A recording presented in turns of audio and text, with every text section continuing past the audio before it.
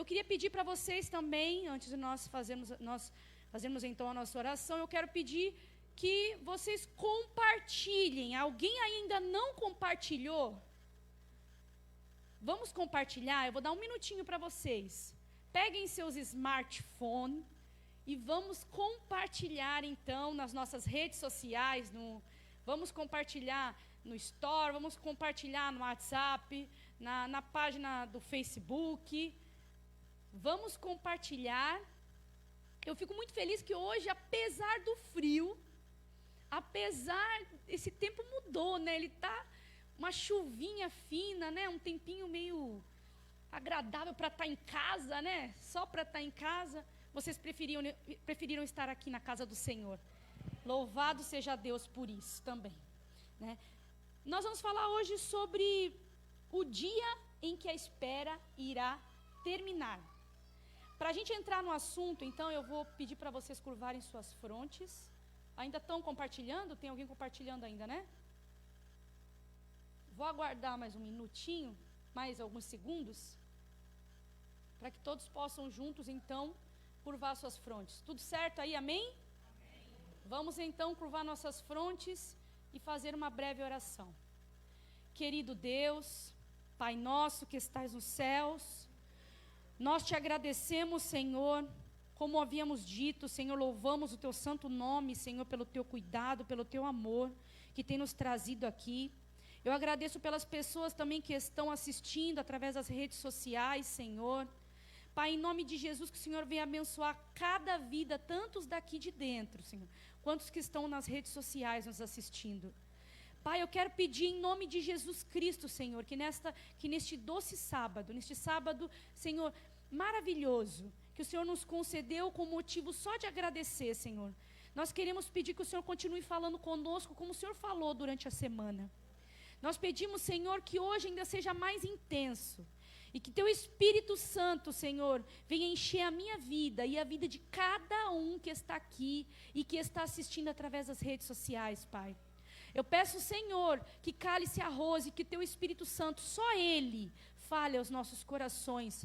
Fale como semente, Senhor, e ao mesmo tempo que Ele prepare os nossos corações, a nossa mente, como terra, Senhor, terra fértil, Senhor, para que quando essa semente, Senhor, então for plantada pelo Teu Espírito na nossa vida, no nosso coração, Senhor, possa crescer e frutificar para a vida eterna.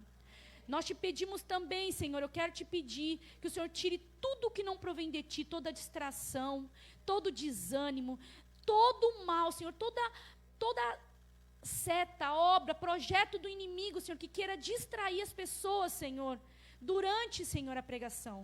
Pai, eu quero, em nome de Jesus, eu te suplico que o Senhor nos ajude a compreender parte por parte e viver, Senhor, somente a Tua vontade. Nós te pedimos em nome de Jesus. Amém. Vamos continuar falando sobre Noé. Porque Noé, como nós vimos lá em Mateus 24, Noé então foi citado por Jesus como exemplo daquele que espera de forma correta o fim. Né? E aí ele pode ser usado também, o que ele viveu pode ser comparado então com o que nós estamos vivendo hoje. Né? Porque naquele momento então era a iminência do fim de tudo, todas as pessoas iam morrer. Né? E essa missão de Noé, ela era... vocês conseguem pensar, parar e imaginar o quanto essa missão era importante? Sabe aquela missão que tem nos filmes, né? Que aquela pessoa, aquele grupo de heróis vão salvar o mundo? É o Noé. Ele estava construindo aquela arca, mas eu tenho certeza que a esperança dele e a esperança de Deus era que mais pessoas se arrependessem, que não entrassem na arca somente Noé e sua família, mas que entrasse também outras pessoas que iriam ver aqueles sinais e iriam entender a necessidade de voltar atrás. E é interessante que naquela época em que Noé vivia, as pessoas viviam muitos anos, gente. Muitos anos, elas chegavam a 1000 anos quase. E você imagine uma pessoa má, vivendo 900 anos. Vocês imaginam, gente? Vocês imaginam uma pessoa doente até os 900 anos? É bom?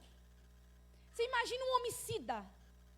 Você imagina a pior das pessoas vivendo 900 anos? E Deus olhava aquilo, dava para deixar o ser humano continuar vivendo 900 anos? Não dava, gente. Não dava para deixar o ser humano vivendo todo esse tempo. Porque era muito sofrimento. Então, ou você entrava na dança deles, digamos assim, e se tornava mal para mostrar respeito, né? Ou você padecia, porque você seria o mais fraco. Então era um mundo totalmente pervertido e violento. Eu imagino quantas pessoas morriam com brigas, confusões e tal.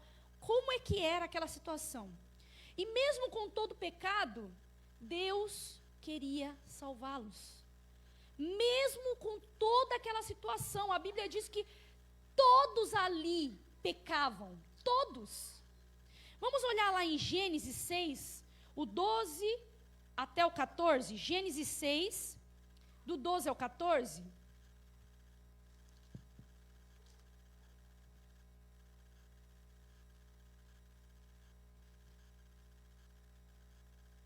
Todos acharam? Diz assim, o 12. Viu Deus a terra, e eis que estava corrompida.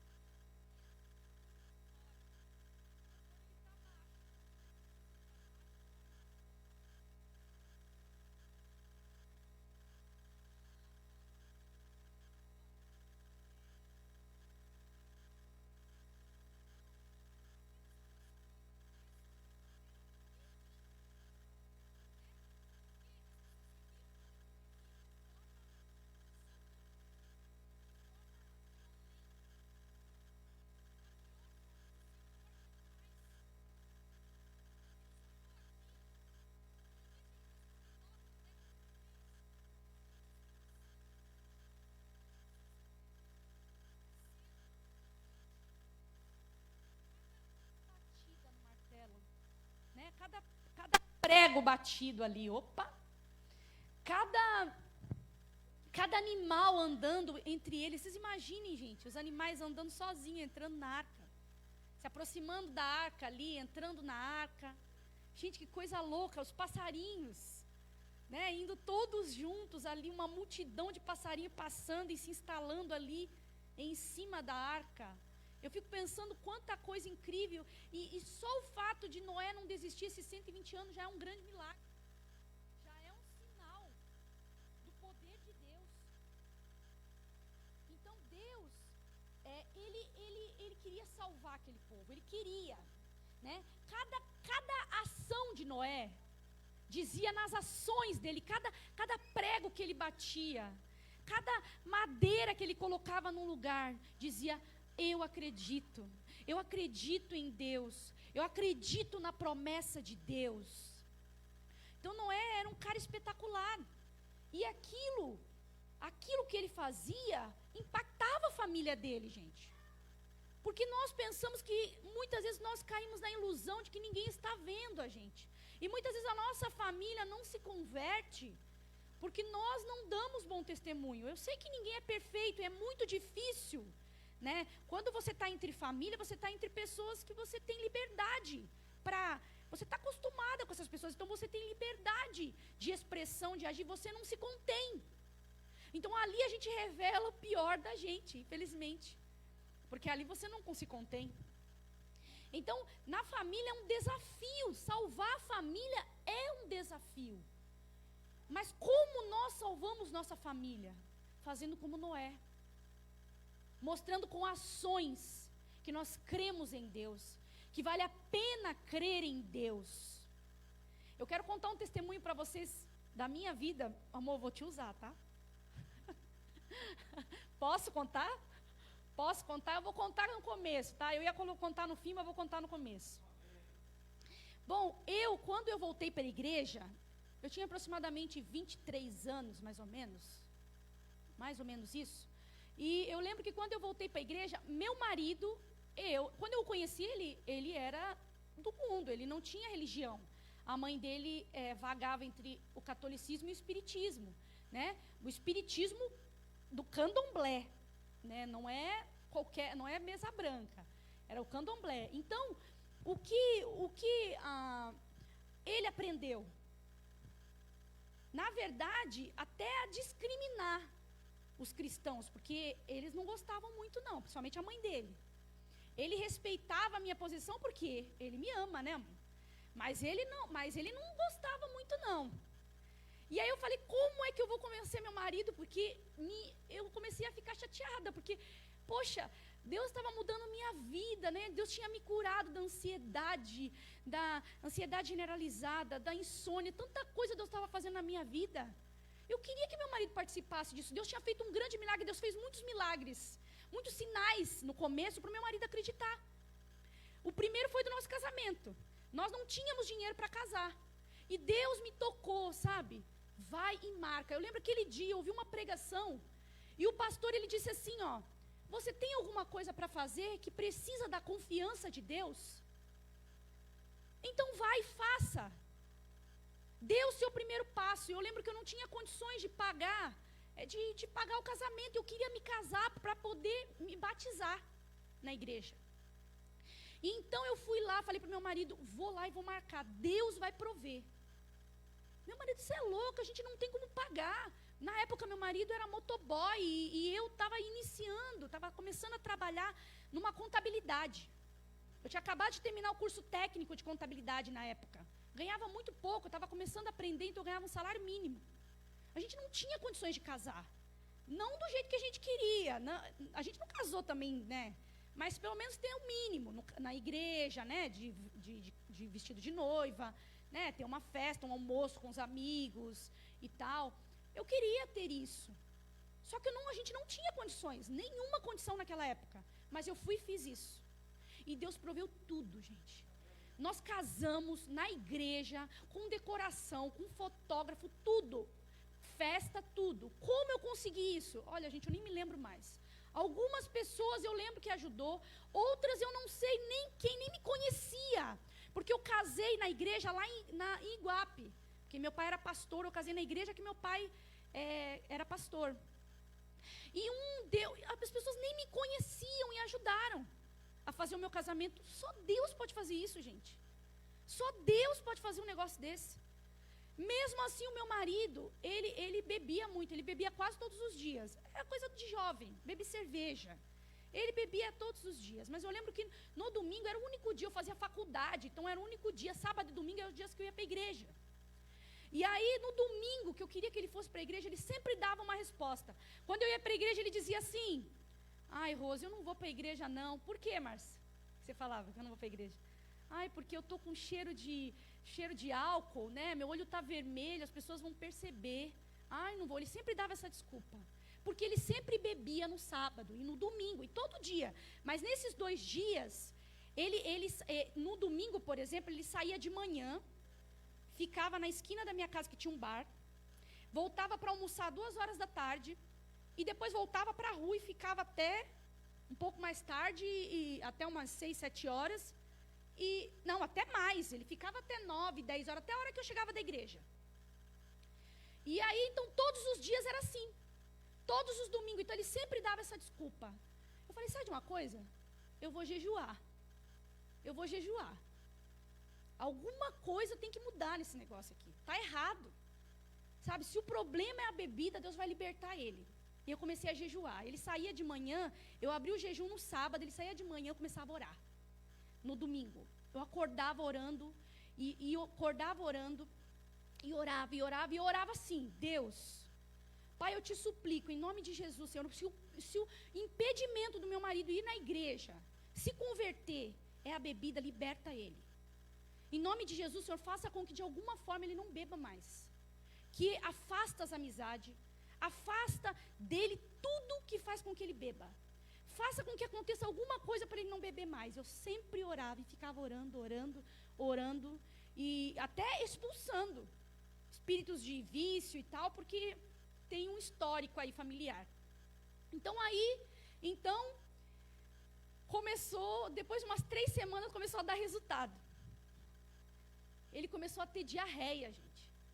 Ele bebia, ele tinha diarreia, e era coisa séria mesmo. Coisa séria mesmo. E ele ficava com medo de beber. Ele falou: vou trocar a marca, porque deve ser a marca da cerveja. E ele nem sabia, eu não falava nada para ele, entendeu? Aí eu falei: é a marca. E aconteceu também uma outra coisa que eu não posso falar aqui. Tem crianças aqui, né? Tem crianças aqui, não tem? Tem crianças, não posso falar. Aconteceu também uma outra coisa íntima com ele. Entende? E era muito séria e que incomoda o homem. Entende? E aí ele percebeu: não, está acontecendo alguma coisa comigo.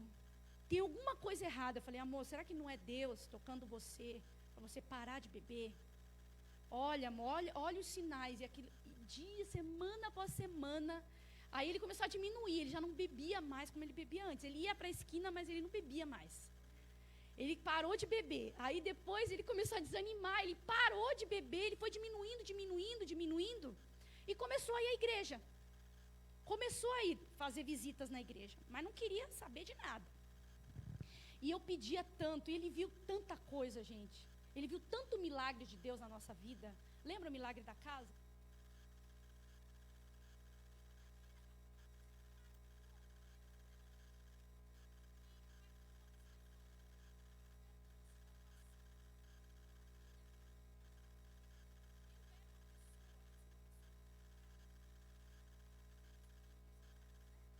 Nem parece que eu sou brava. Mas eu era uma pessoa muito brava. E ele percebeu que eu tinha mudado muito depois que eu comecei, quando eu comecei a servir a Jesus. Eu mudei demais. E ele ficou mesmo impressionado com isso, com a minha transformação. Então, às vezes, o problema da gente, sabe, é que falta sinais, porque a gente não tem fé, a gente não exerce, né, a fé, a gente não busca o milagre, a gente não jejua pelos nossos familiares, a gente não se esforça. Essa é a verdade. Aí diz um não, você já não quer saber de nada, deixa para lá. Você já esquece a pessoa. Então, isso é uma prova de que eu não posso desistir. Eu lembro até do testemunho, só que o testemunho da casa ele é muito longo, então eu tenho que contar num outro momento. Mas nós compramos a nossa casa. E assim, eu tinha pegado todo o dinheiro que eu tinha guardado, que era para dar entrada na casa, eu tinha dado na igreja para poder arrumar o telhado. Meu marido nem sabia o telhado da igreja, porque estava chovendo mais dentro do que fora da igreja. E Deus me tocou para fazer isso, sabe? E eu fiz. E Deus nos honrou. Quando eu cheguei para ele e disse assim: amor, eu não tenho nenhum centavo. Eu dei tudo na igreja.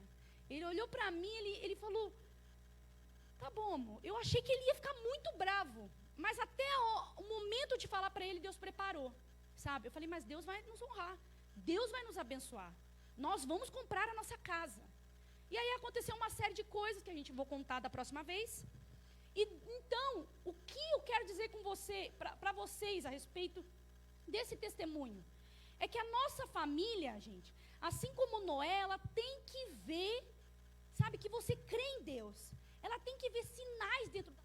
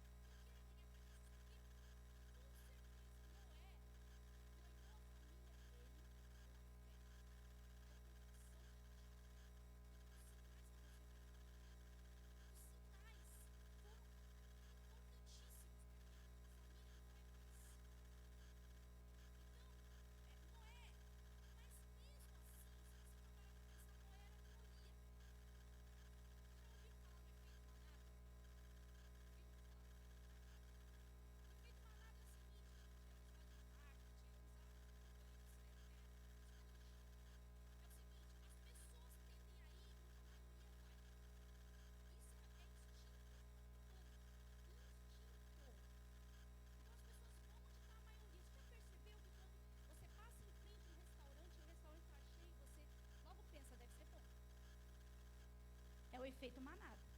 E aí você vai porque todo mundo está lá. Ou quando tem uma fila enorme em algum lugar e você fala, o que será que está acontecendo aqui? Tem gente que nem pergunta, vai para a fila, porque deve estar dando alguma coisa, deve ser alguma coisa importante.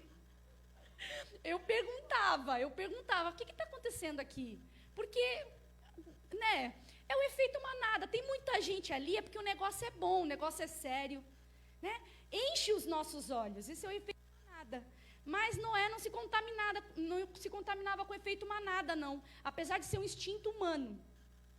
Porque Noé era a minoria da minoria, gente. A massa acreditava totalmente o contrário de Noé. Você imagine 24 horas por dia seu vizinho, seu amigo, todo mundo zombando de você, rindo de você o tempo inteiro. Será que não passava pela cabeça de Noé, puxa, mas será que todo mundo está errado e eu estou certo, só eu estou certo?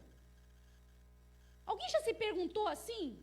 Porque parece que o mundo, ele é pintado todo colorido, e às vezes você olha para o mundo e você fala, gente, não é possível. Será que eu que estou certo mesmo? Ou será que o mundo é que está certo? Está todo mundo errado? Né? Então,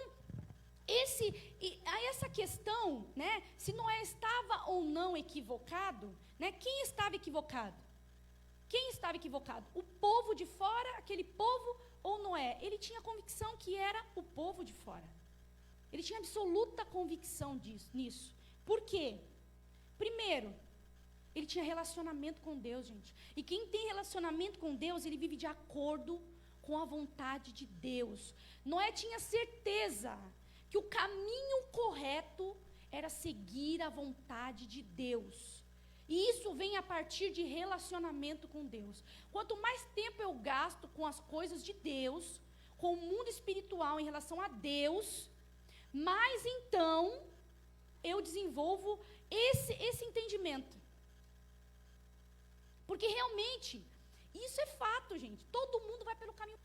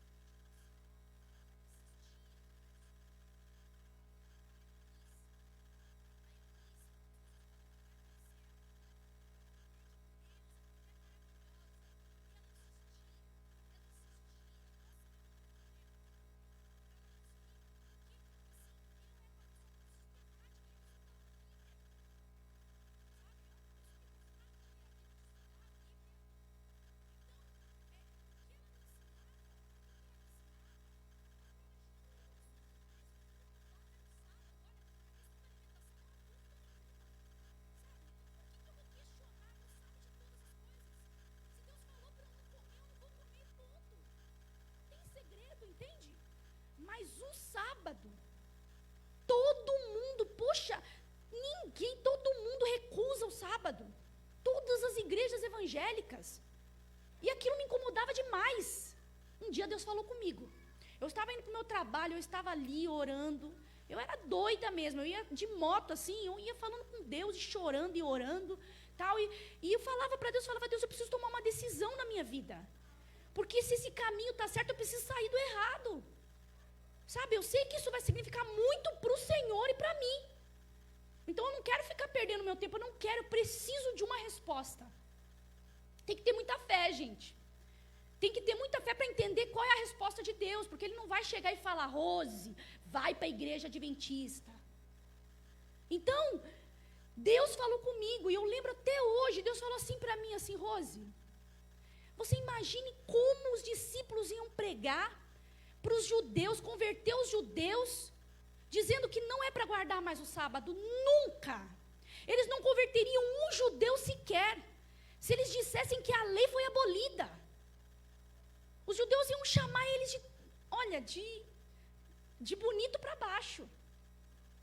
Porque já havia uma série de acusações contra os cristãos. Mas não era pela lei. O problema não era a lei. O problema era Cristo. Porque eles reconheciam Cristo como Messias. Aquele que viria. Né? O Cristo. Então, era esse o problema deles. Não era a lei. Porque, na verdade, eles continuaram da mesma forma. Pregando a lei do mesmo jeito, agindo da mesma forma. Então, aquilo é verdade mesmo, tem razão. Você vê uma coisa simples, que Deus falou para mim e eu entendi. Eu falei, não, tá certo, isso é óbvio, sabe?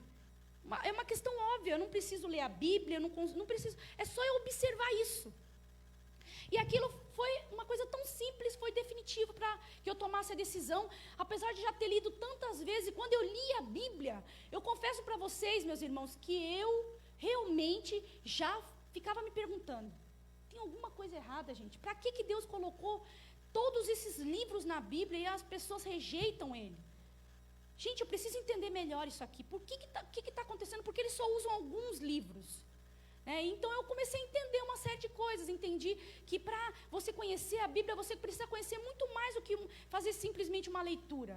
Você precisa entender quem escreveu, quando ele escreveu, qual era o contexto. Você precisa entender o original, o que ele queria dizer no original, porque as traduções também às vezes estão equivocadas. Tá? Não dá um sentido correto. Então tudo isso eu aprendi. E foi maravilhoso para a minha vida.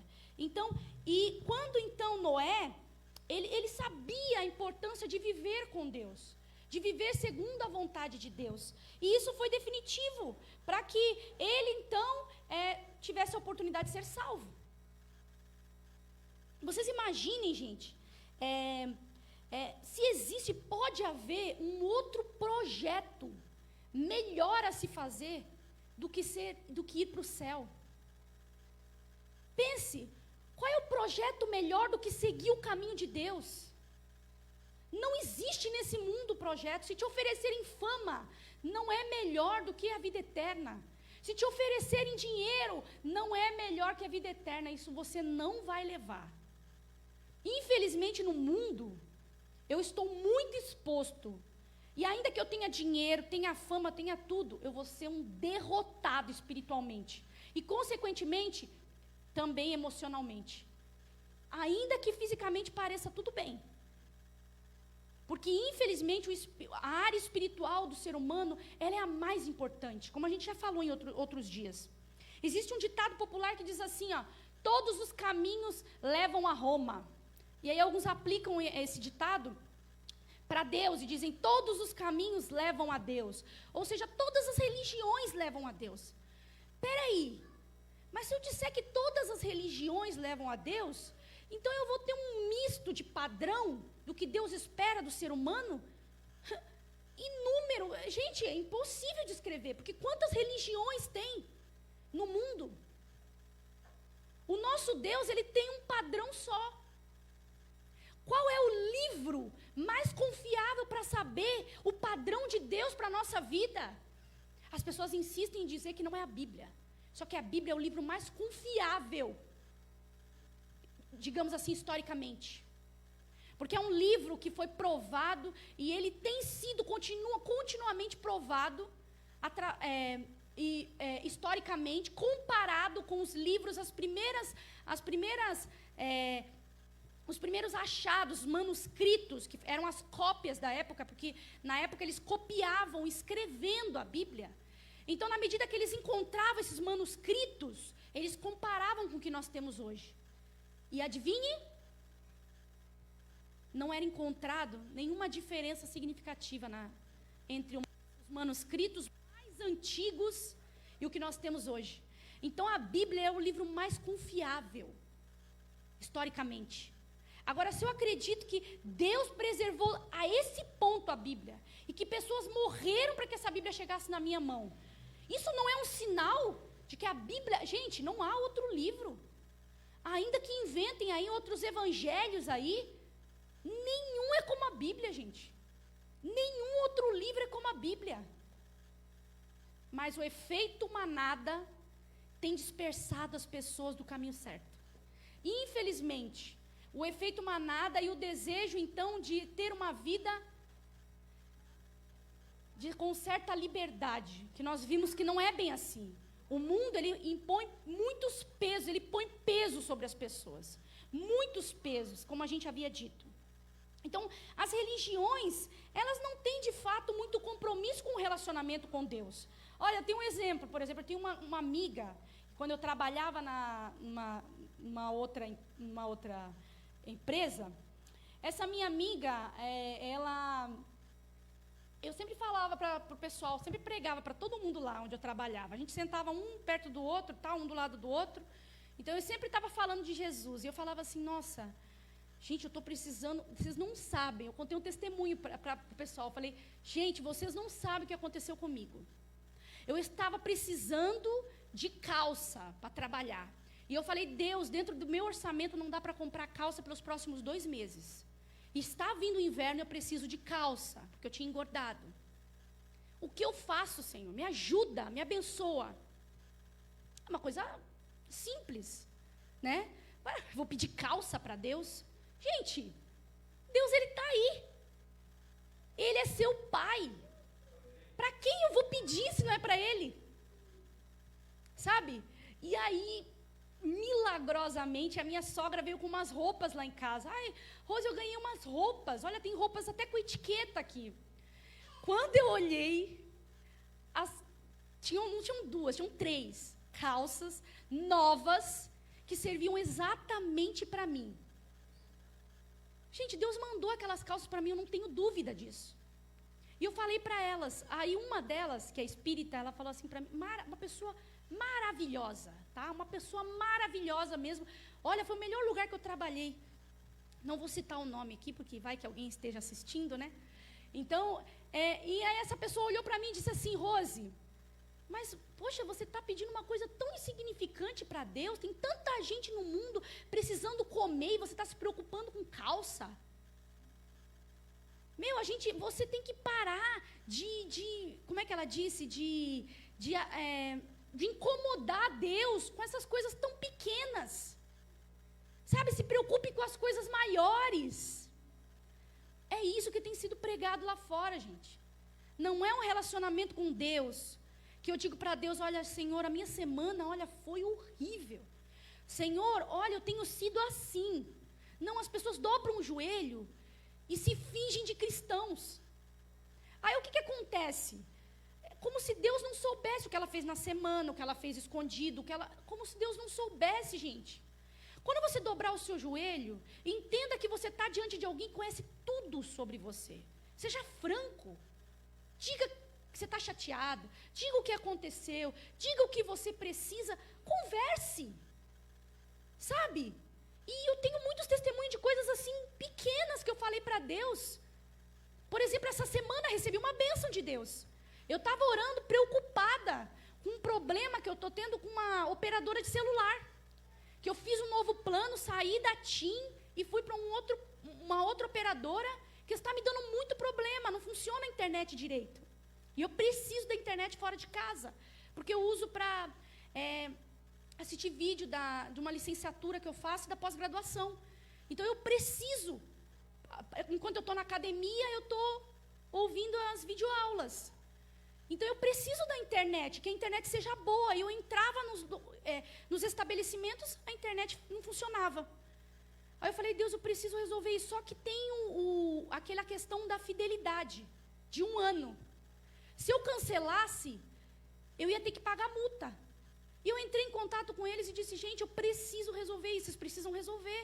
Porque existe um código, no Código de Defesa do Consumidor, diz que se eles não estão prestando o serviço corretamente, eu tenho o direito de quebrar o contrato sem pagar multa. Só que as pessoas, a área técnica me ligou hoje, primeiro falando assim, olha, eu não vejo problema nenhum no seu celular, porque isso, porque... Falei, gente, pelo amor de Deus, você quer que eu printe a tela? Você quer que eu filme a tela? Que eu faça alguma coisa? Eu tenho como provar. Ah, não, reinicia, faz não sei o que lá, não sei o que lá, e desligou.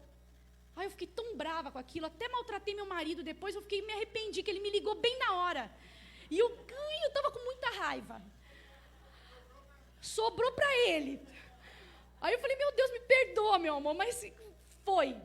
Aí no final da tarde, lá para as 4 horas da tarde, eles me retornaram.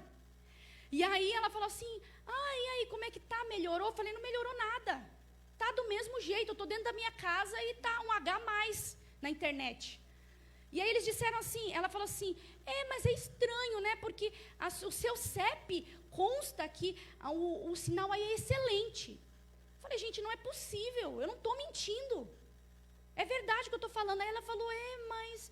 E eu tinha pedido tanto a Deus, gente, tanto. Eu falei, Deus, por favor, Senhor, me ajuda a resolver esse negócio. Eu não vou pagar essa multa. Aí ela falou assim, então, mas agora eu vi aqui, eu entrei no teu endereço, na tua rua, e eu percebi que na tua rua realmente tem limitação. Aí na tua rua não funciona bem. No CEP, o CEP é o endereço, é a rua. Ela dizia que no CEP dizia uma coisa e na rua existia outra, dizia outra. Eu falei, nem eu glorifiquei a Deus. Eu falei, é Deus nesse negócio. E ela, vou colocar aqui, então, aqui como área técnica. E vou, então, relatar que realmente está com problemas. Glória a Deus por isso. Me livrei desse problema, provavelmente, logo eu já estou cancelando. Mas voltando aqui, que a gente já está muito adiantado, Deus, Ele não permite que nada aconteça sem propósito. Todo propósito, tudo que Deus faz no mundo é com o propósito de salvar o ser humano. Então, todo sinal, todo problema, ao contrário do que as pessoas pensam que é porque não existe Deus, não. Eu tenho que ver de outra forma, é porque existe Deus. E Ele está me mostrando que há urgência de eu encontrar com Ele e ficar nos caminhos dEle. Porque Ele está perto de voltar. Porque talvez sejam meus últimos dias de vida. Então, esperar o retorno é importante, gente. É importante, porque os sinais têm que me despertar para isso. Eu não posso olhar os sinais de forma diferente, como o mundo vê. O julgamento, haverá um julgamento. Um dia haverá um julgamento do bem. Haverá um julgamento do mal, do pecado. E tudo isso aqui, gente, vai acabar. Porque não existe notícia melhor do que isso para a gente. Quem é que quer ficar mais um dia nesse mundo? Que quer viver mais anos nesse... Pense da forma incorreta. Quando você vê os sinais, é porque Deus quer salvar a humanidade e não o contrário. Amém?